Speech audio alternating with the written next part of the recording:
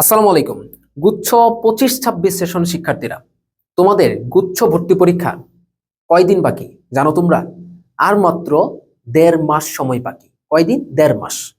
একদিন বেশি আছে, 46 দিন সময় বাকি আছে। তো এই গুচ্ছের জন্য যেহেতু তোমাদের লাস্ট এক্সাম, তো এই লাস্ট এক্সামটাতে তোমাদের আসলে সব থেকে বড় বাধা কোনটা তোমরা কি কখনো চিন্তা করছো? সব থেকে বড় বাধা কোনটা এখানে? ভাই ফিজিক্সের সমস্যা, ম্যাথে সমস্যা, কেমিস্ট্রিতে সমস্যা, বায়োলজি সমস্যা, ইংরেজি কম পারি, বাংলা মুখস্থ করতে পারি না, এগুলো কোনো সমস্যা? এগুলো আসলে কোনো বড় সমস্যাই না।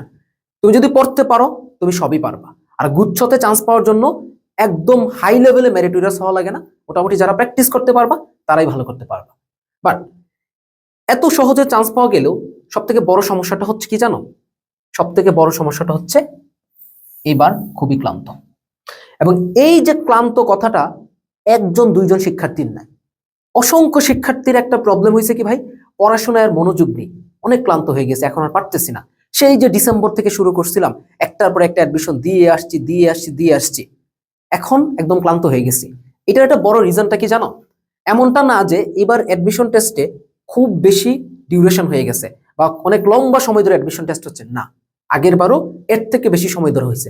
আমাদের সেশনে আমরা আরো লম্বা সময় ধরে দিছি। মনে হয় যে অ্যাডমিশন যে পিরিয়ড, এটাতে মনে হয় আমরা 20-21 সেশন সব থেকে বেশি লম্বা সময় ধরে দিছি। বাট আমাদের থেকেও বেশি ডিপ্রেশনের স্টুডেন্টরা হচ্ছে এইবারের সেশনেরটা, এবং ওরা বেশি টায়ার্ড হয়ে গেছে। রিজনটা হচ্ছে এইবারের অ্যাডমিশন টেস্টে ইউনিভার্সিটিগুলো একটা সময়, বিশেষ করে ডিসেম্বর আর জানুয়ারির মোটামুটি ধরো 17 তারিখ পর্যন্ত, পরবর্তী ধরো ফুল জানুয়ারিটা, ডিসেম্বর আর জানুয়ারি এমন একটা প্রেশার ক্রিয়েট করছে, একটার পর একটা এক্সাম, একটার পর একটা এক্সাম। এবং এটাকে ইকোনমিক্সের ভাষায় বলা হচ্ছে কি টাইম ইউটিলিটি, অর্থাৎ ওই সময়টার ইউটিলিটি বেশি ছিল এবং স্টুডেন্টরা প্রচুর পড়াশোনা করছে। যারা চান্স পাওয়ার পেয়ে গেছে, সবাই তো আর পাবে না, যারা পাও নাই তারা এখন জিএসটি টার্গেট করে আসো। এবং এখন এই যে ওই সময়টাতে এতগুলো ভার্সিটির পরীক্ষা ছিল এবং ওই সময়টাতে তুমি ঘন ঘন এত পড়াশোনা করছো, বাট এখন আইসা যখন তোমার সামনে কোনো ভার্সিটি পরীক্ষাই নাই, শুধুমাত্র গুচ্ছ আছে, এবং এই সময়টাতে সব থেকে বড় প্রবলেম হয়ে গেছে, এখন আমি টায়ার্ড, আমি আর মনোযোগ ধরে রাখতে পারতেছি না। সো এটা যদি প্রবলেম হয়ে থাকে তাহলে কিন্তু একটা বড় ঝামেলা। এখন কথা হচ্ছে ভাইয়া এটা সলিউশনটা কি, আপনি কি সলিউশন দিবেন? ওকে, তো এইটার একমাত্র একটা সলিউশন নিয়ে আমি তোমাদের সাথে কথা বলবো, বুঝছো? এখন এরকম না যে তোমার মনোযোগ নাই, তুমি ক্লান্ত হয়ে গেছো, এটা কোনো অলৌকিক কিছু আইসা তোমাকে একদম পুরো এনার্জেটিক করে তুলবে, বা তোমাকে একদম ধরো যে আরো বুস্ট করবে, যে পর পর পর, অলৌকিক কিছু না। এই স্টেপটা তোমাকে নিজেই নিতে হবে। আমি একটা জিনিস অ্যানালাইসিস করলাম, যে তোমরা যদি চাও, যারা আসলে চাও, যে যাদের আসলে প্রয়োজন আছে যে আমার গুচ্ছতে একটা চান্স লাগবে, একটা পাবলিক ইউনিভার্সিটিতে আমার যে কোনো ভাবে হলে চান্স লাগবে, আদারওয়াইজ আমার হবে না, বাট তোমার চাহিদা আছে, কিন্তু তুমি ক্লান্ত, তুমি আর পারতেছো না, তোমার আর মানসিক এনার্জিটা হচ্ছে না, সবকিছু মিলে তুমি ক্লান্ত। ওকে, তো একটাই ওয়ে, সেটা হচ্ছে কি এক্সাম, সেটা হচ্ছে কি এক্সাম। ওকে, বিষয়টা হচ্ছে কি, ধরো আমাদের লাইফে আমরা যখন কোনো একটা কাজ করি বা কোনো একটা টার্গেটে আগাই, তখন আমরা যদি এটা সময়ে সময়ে আমার এই কাজের আপডেটটা পাই, যে আমি আসলে কতটুকু প্রগ্রেস হচ্ছে, বা আমি আসলে কতটুকু ডেভেলপ করতে পারতেছি, আমার কি সম্ভাবনা আছে নাকি নাই, বা আমার কোন জিনিসটা করলে আমার সম্ভাবনাটা বাড়বে, এই জিনিসটা যখন আমরা আমাদের যে কোনো কাজ, সেটা আমি অ্যাডমিশন টেস্টের কথা বলতেছি না, সেটা তুমি যে কোনো কাজ বলো, তুমি ধরো একটা বিল্ডিং তৈরি করতেছো, ওকে, তুমি সেখানে প্রগ্রেসটা দেখতে পারতেছো, যে কতটুকু প্রগ্রেস হয়েছে আর কতটুকু বাকি আছে, বা বিল্ডিং তৈরি করতে গিয়ে আমার কি প্রবলেম হচ্ছে, এটা তুমি বুঝতে পারতেছো, তখন তোমার দেখবা একটা এনার্জি তুমি পাবা, এবং তুমি দেখবা এখানে তোমার টায়ার্ডনেসটা কম চলে আসবে, এবং তোমার যেহেতু একটা লক্ষ্য আছে, অবভিয়াসলি যেহেতু একটা লক্ষ্য আছে, আমার জিএসটি তে চান্স লাগবে, বাট তুমি এনার্জিটা পাচ্ছ না। তো তুমি যেটা করতে পারো, প্রত্যেক দিন যদি একটা স্টুডেন্ট এক্সাম দাও, মানে প্রত্যেকটা দিন তুমি এক্সাম দিবা, এক্সাম দিয়ে জাস্ট তুমি রেজাল্ট গুলো দেখবা, তুমি কি ভুল করছো এই জিনিসটা দেখবা, প্রত্যেকদিন একটা করে এক্সাম দাও, মিনিমাম একটা করে এক্সাম দেখো, তোমার যে এনার্জিটা ছিল না বা তুমি যে ক্লান্ত হয়ে গেছিলে, পুরোটা দেখবে একদম ভ্যানিশ হয়ে গেছে, পুরোটা ভ্যানিশ হয়ে যাবে। এটা একদম চ্যালেঞ্জ দিতে পারো যে এটা ভ্যানিশ হবে, বুঝছো? এখন মেইনলি তারাই একটা এনার্জি পাচ্ছ না যারা হচ্ছে এক্সাম দিচ্ছ না, পড়াশোনা করো টুকটাক, বাট এখন কোনো প্রকার এক্সাম দিচ্ছ না, একদিন এক্সাম দিলে 3 দিন কোনো প্রকার এক্সাম দাও না। তো তোমাদের আসলে যে একটা অ্যাডমিশন, যেটা আমেজ বা একটা এনার্জি বা একটা উৎসব মুখর অবস্থা, যেমন ধরো আমরা যদি বলি যে ডিসেম্বর আর জানুয়ারি মাসটা অ্যাডমিশন একটা উৎসব মুখর অবস্থা ছিল, তখন না কোনো এইচএসসি টেস্ট পরীক্ষা বলো বা এসএসসি বা কোনো ব্যাচ নিয়ে কিন্তু তখন কোনো প্রকার ট্রেন্ড বলো, হাইপ বলো, কিচ্ছু ছিল না। তো এই যে ধরো মোটামুটি আমাদের জানুয়ারি শেষ, এখন শুধু গুচ্ছ, বাট এখন কিন্তু অ্যাডমিশন হাইপটা ওইভাবে নাই। তো সবকিছু মিলিয়ে স্টুডেন্টরা হচ্ছে কি ম্যাক্সিমামই এখন এনার্জিলেস হয়ে গেছে। সো এখন তোমরা জাস্ট একটা স্টেপ নিবা, প্রত্যেকদিন যেখানে ইচ্ছা এক্সাম দাও, যেখানে ইচ্ছা তুমি এক্সাম দাও, কোনো সমস্যা নেই, বাট একটা করে এক্সাম দিবা, এইটা জাস্ট এখানে প্রমিস করো। ভিডিওর নিচে প্রয়োজনে কমেন্ট করো যে ভাই আজকে প্রমিস করলাম আমি কোনো জায়গায় ফ্রি এক্সাম হোক বা কোনো একটা পেইড কোর্সে এক্সাম হোক, আমি ডেইলি একটা করে এক্সাম দিব এবং আমি আমার প্রোগ্রেসটা দেখবো। যখন তুমি প্রোগ্রেসটা দেখতে পারবো, হয়তো তুমি কম মার্ক পাচ্ছ, কোনো সমস্যা নেই ভাই। তোমাকে বলছি, তুমি যদি 50% মার্কসও পাও, এখন শুরুর দিকে দেখো, শুরুর দিকে যদি 50% মার্কসও পাও, আমি তোমার ভাই, আমি তোমার বলতেছি টেনশন করা কিচ্ছু নাই। পরের দিন জাস্ট 1% তুলো, 51% যাও, পরের দিন 52% যাও। তোমার এক ক্লাসে 50% থেকে তোমার এখানে ধরো 70% 80% আমি যাচ্ছি না, আমি জাস্ট এইটুক বলতেছি। পরের দিন জাস্ট 51-এ যাও, 51-এ যাচ্ছ না, একদিন দুই দিন তুমি 50-তে থাকো, সমস্যা নেই। একদিন একটু কমে আসছে, 49% চলে আসছে, কোনো সমস্যা নেই, পরের দিন বাড়াও, আস্তে আস্তে ধীরে ধীরে বাড়াও। বাট এক্সামটা দাও, এক্সামটা দিলে তুমি যে একটা অ্যাডমিশনের প্রিপারেশন নিচ্ছ, তোমার যে গুচ্ছ টার্গেট, তোমার যে গুচ্ছ প্রয়োজন, তুমি যে অ্যাডমিশন প্রিপারেশন নিচ্ছ, এটা তুমি নিজে নিজে ফিল করতে পারবা। আদারওয়াইজ ফিল করার কোনো ওয়ে এখানে নাই। শুধু একদিন পড়লাম, 2 দিন পরে আবার একটু টেবিলে বসলাম, আবার ধরো একটা ফোনটা নিলাম, রিলস দেখলাম, একটু ধরো যে অমুক মিমসটা শেয়ার দিলাম, আবার একটু বের হয়ে গেলাম, এই যে অগোছালো পড়াটা না, এটা থাকবে না।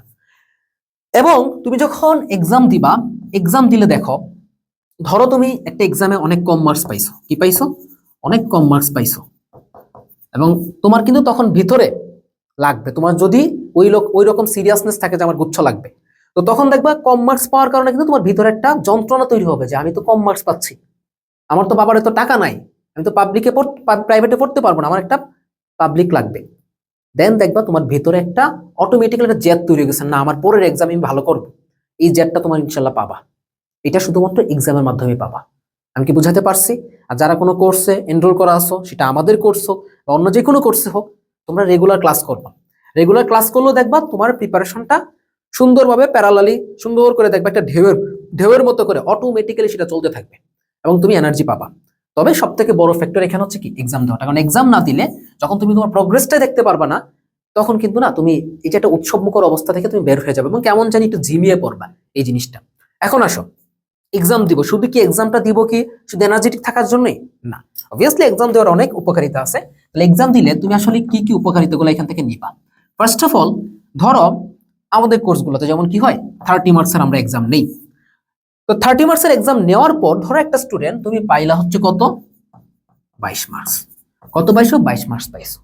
এক্সামটা দেওয়ার পরে সাথে সাথে একদম এক্সামটা তুমি সলিউশন দেখছো, যেহেতু অনলাইন এক্সাম বলো বা আমাদের অসমিয়ামের যেহেতু একটা ইউনিক এক্সাম সিস্টেম আছে, প্রিন্টেড মডেল টেস্ট, তোমরা যেটাই দাও না কেন কোনো সমস্যা নেই, দিয়ে সাথে সাথে তো রেজাল্ট পাবা, তাই না? রেজাল্ট পাওয়ার পরে তুমি যেটা করতে পারো, এই যে তোমার ধরো 8টা কোয়েশ্চেন তুমি পারো নাই, 8টা কোয়েশ্চেন সুন্দর করে, অবভিয়াসলি কোয়েশ্চেনে ব্যাখ্যা থাকে, ব্যাখ্যা যদি নাও থাকে তুমি সুন্দর করে কোয়েশ্চেন ব্যাংকে যাও বা তোমার কোনো একটা সহায়ক বইয়ের মধ্যে গিয়ে ওই 8টা টপিককে একদম ডান করে ফেলো। প্রয়োজন এটা নোট খাতা রাখতে পারো, যে exam progress note, exam progress note বা এক্সাম প্রগ্রেস ডায়েরি, এটা রাখতে পারো। বা আমাদের স্টুডেন্ট যারা আছো, কোর্সের স্টুডেন্ট, তোমাদেরকে স্টাডি মিরর দেওয়া আছে, সেই স্টাডি মিররে তোমরা মার্ক করে রাখবা, বুঝছো, যে আমি এই যে আমার যে ভুলগুলো গেছিল আমি ভুলগুলো কভার করছি, ইনশাল্লাহ আর কোনো প্রবলেম হবে না। কারণ হইতে পারে যে তোমার এই 8টা কোয়েশ্চেন ভুল গেছে, এমনও হইতে পারে এই 22টা থেকে একটা কোয়েশ্চেন আসছে না, 8টা থেকে 2টা কোয়েশ্চেন আসছে।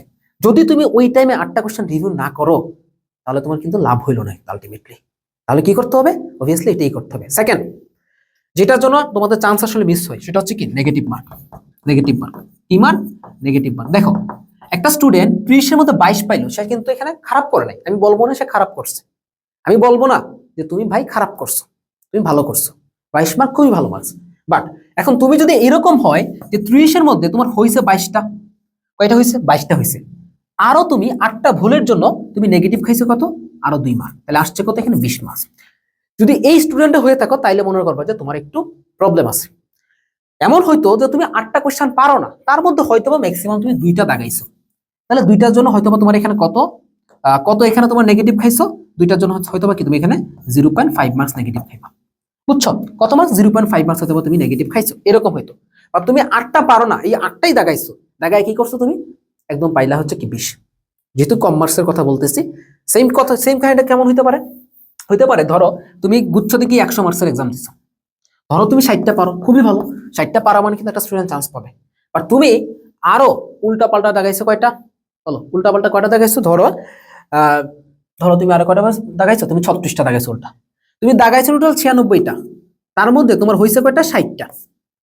তাহলে ভুল গেছে কয়টা? 36টা তোমার ভুল গেছে। 36টার জন্য নেগেটিভ কত পাচ্ছ? 4 নং 36, 0.25 করে গুণ করলে তুমি কত? 9 মার্কসের নেগেটিভ। তার মানে তোমার মার্কস 60 থেকে নেমে আসতেছে কত? 51 তে নেমে আসতেছে। 51 তে নেমে আসলে বুঝতেছো তোমার কোন লেভেলের পজিশনটা চলে যাবে, এবং 51 দিয়ে আসলে আলটিমেটলি গুচ্ছের পজিশন গুলো 10, 12, 13 হাজারের বাইরে চলে যায়। ম্যাক্সিমাম টাইম কি হয়? 12, 13 হাজারের বাইরে চলে যায়, এবং ওই পজিশন থেকে চান্স পাওয়াটা একটু ডিফিকাল্ট হয়ে যায় কিন্তু। আর তুমি যদি 60 মার্ক পাও, 60 মার্ক পাও মানে কি? তোমার পজিশনটা হচ্ছে উইদিন 3000, 3000-এর ভেতরে পজিশন। তুমি গুচ্ছের এমন কোনো ভার্সিটি নাই যে তুমি সেটাতে চান্স পাবা না, এবং সবগুলো ভার্সিটিতে একদম টপ ক্যাটাগরি সাবজেক্ট পাবা। তাহলে বুঝতেছো, নেগেটিভ কমাইতে হবে। প্রত্যেকটা দিন চেষ্টা করবা যে একদিন তুমি 5টা নেগেটিভ খাইছো, আরেক 5 মার্কের নেগেটিভ পাইছো, আরেকদিন তুমি 4.75 মার্ক পাও যাতে নেগেটিভ, পরের দিন আরো 0.25 কমাও। এইভাবে কমাইতে কমাইতে দিনে দিনে তুমি আপডেট করো, এই কাজগুলা করো। ইনশাল্লাহ আমি অন্তত একটু গ্যারান্টি দিতে পারি যে তুমি 1.5 মাসে গুচ্ছতে একটা ভালো একটা প্রিপারেশন নিতে পারবা, খুবই ভালো প্রিপারেশন নিতে পারবা। তবে ভিডিওটাতে আমি তাদের জন্য কথা বলছি যাদের আসলে গুচ্ছটা দরকার। দরকার নাই তোমার, কোনো সমস্যা নাই, তোমার জন্য অনেক অপরচুনিটিস আছে, ভালো ভালো প্রাইভেট ইউনিভার্সিটি আছে। যদি এই জিনিসটা থাকে, আমি সাজেস্ট করবো go for private university. Private ইউনিভার্সিটিগুলো এখন যথেষ্ট কোয়ালিটি দিচ্ছে, কোনো সমস্যা নেই। এইটা থাকলে চলে যাও, কোনো চাপ নাই।